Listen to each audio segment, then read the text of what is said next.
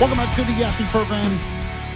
News Talk 770 AM, 92.5 FM, WVNN. Glad you've joined the show today. If you missed any of the show live, the podcast is available anywhere podcasts are available. Don't forget, we got a great new lineup starting on Monday because Right Side Radio, they have left the station. They made a deal with Yellowhammer News. But the Daily Controversy with Christopher Reed, which is right now 8 to 10 p.m., it's going to be 2 to 4 p.m. on Monday. So a lot of great content there. Then you got a great financial show coming, but it's going to be topical with news and politics as well. And I'm probably going to start something new on Monday as well, where instead of doing my closing thoughts, I'm going to do what I'm just going to call the Yaffee program Rewind. So if you miss any of the show, I'm just going to recap kind of what we missed, what we talked about throughout the show. But the best way to check things out, if you did miss any of the show, is go check out the podcast. So, in fact, I'm just going to do that right now because at the beginning of the show, we talked about the latest with Iran. There are still peace talks. Well, I guess, I don't know if you call them peace talks or whatever, but they're trying to make a nuclear deal with Iran, and they're not really helping out. But I played some guts because really, I'm starting, and it seems that people disagree with me, and we'll have to see. Now that I've said this, there'll be a strike over the weekend. You just watch or something. But I'm starting to think Trump really doesn't want to do this. I don't think he really wants to strike Iran. I think a few weeks ago he was thinking about it, and that's because Iran was weak. The people were rising up. There were protests. It seemed like a great opportunity. But they really, unfortunately, did a pretty good job of beating down the protests, unfortunately killing thousands of people.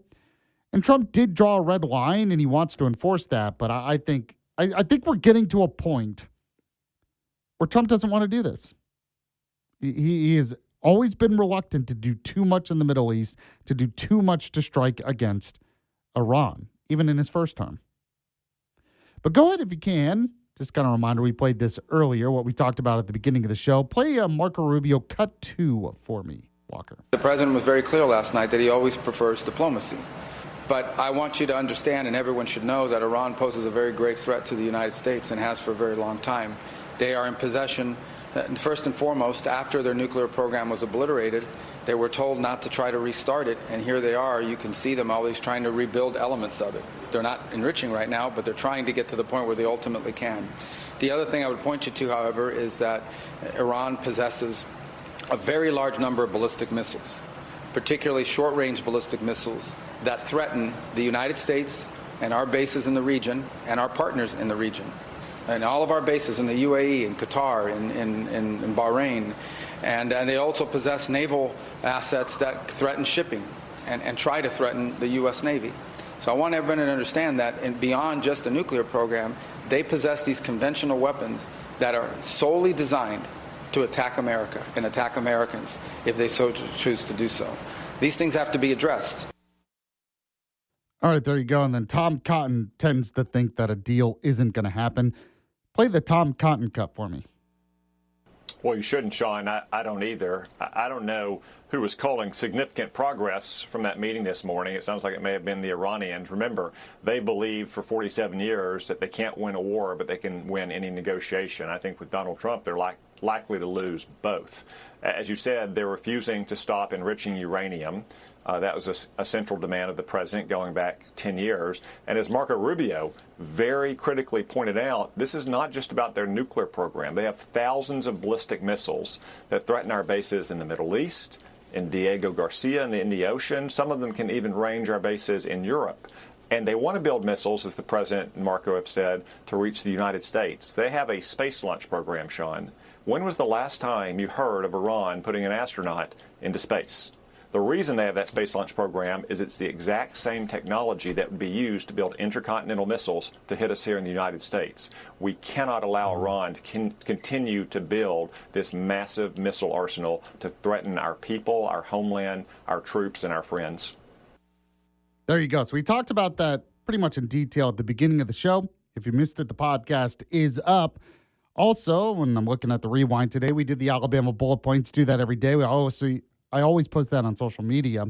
One of the stories I had there in the bullet points is Congressman Dale Strong says he believes the economy is strong and going to get even stronger, going to boom this year because of Trump's policies.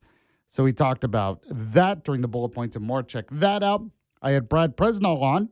He's a political consultant. He talked about the fact that there was a Homeland Security Committee with Dale Strong talking about protecting big events from drone attacks, Homeland Security stuff, and how important Redstone Arsenal has been in terms of new technology to counter any potential attack. So we had that. Then earlier on in the show, I did talk about the Epstein stuff. Hillary Clinton testified yesterday and commented after the fact. Go ahead, Walker, play the Hillary Clinton cut for me. I don't know how many times I had to say I did not know Jeffrey Epstein. I never went to his island. I never went to his homes. I never went to his offices. So it's on the record numerous times. No Republican member asked any questions about Jeffrey Epstein or Ghislaine Maxwell to anyone else they have deposed. They had a chance to do it in public, and I wish they had done it in public. And I think they're making the wrong decision, avoiding doing it in public. She came as the plus one, the guest of someone who was invited. All right, so we talked about that earlier. I also played this cut from Scott Jennings, who I believe is the voice of reason of CNN, and he kind of lays out why this whole topic is starting to annoy me. But play the Scott Jennings cut for me.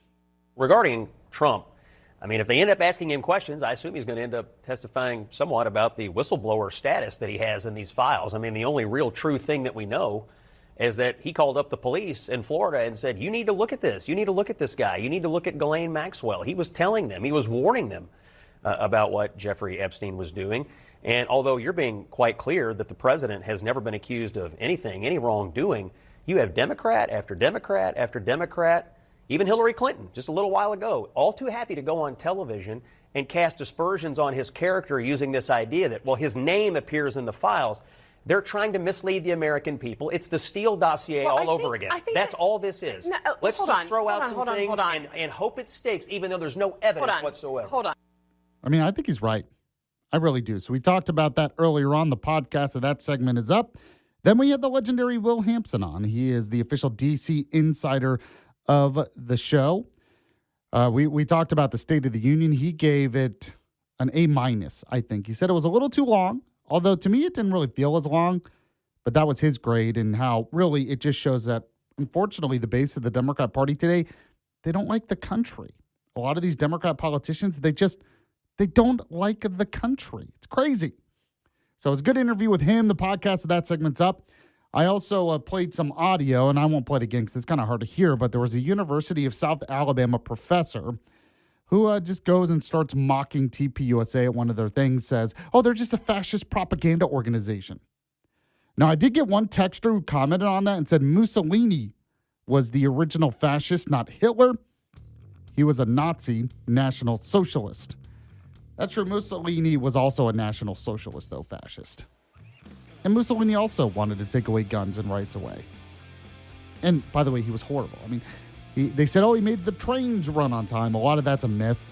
The economy was terrible. So we talked about that. We had what's trending also in the show. So if you missed any of it live, the podcast is up. Hope you have a good weekend. Thanks to Walker for producing. And I'll be back Monday at the same time. See you then. The Yaffee Program. When you really need care, you need 24/7 access to a care team, not a maze of paperwork from a third party. Every day, America's hospitals and health systems show up for you. Navigating healthcare can feel overwhelming, but you can count on real doctors, real nurses, real people, providing quality, around-the-clock care when you need it most. They're in your corner, in communities across America. Your neighbors, your lifelines, right beside you, holding your hand and helping find answers. That's what putting patients first actually means. Learn more at strengthenhealthcare.org. Brought to you by the Coalition to Strengthen America's Healthcare. You didn't start a business just to keep the lights on. You're here to sell more today than yesterday. You're here to win. Lucky for you, Shopify built the best converting checkout on the planet. Like the just one tapping, ridiculously fast acting, sky-high sales stacking, champion of checkouts. That's the good stuff right there. So if your business is in it to win it, win with Shopify. Start your free trial today at shopify.com/win. The CJ Pearson Show. Every week, we'll take on the biggest cultural, political, and moral battles in America head on. CJ presents the most passionate voices in the Black community. When you're going around and talking to people in actual communities, you get to know what people actually care about. As a Black man, why can't I be the first one in my family to graduate from college? Why can't it be me? Shift the way that I think about the world. Bold truth, real conviction, zero permission. This is the CJ Pearson Show. The CJ Pearson Show. Follow and listen on your favorite platform. The CJ Pearson Show. Every week, we'll take on the biggest cultural, political, and moral battles in America head on. CJ presents the most passionate voices in the Black community. When you're going around and talking to people in actual communities, you get to know what people actually care about. As a Black man, why can't I be the first one in my family to graduate from college? Why can't it be me? Shift the way that I think about the world. Bold truth, real conviction, zero permission. This is the CJ Pearson Show. The CJ Pearson Show. Follow and listen on your favorite platform.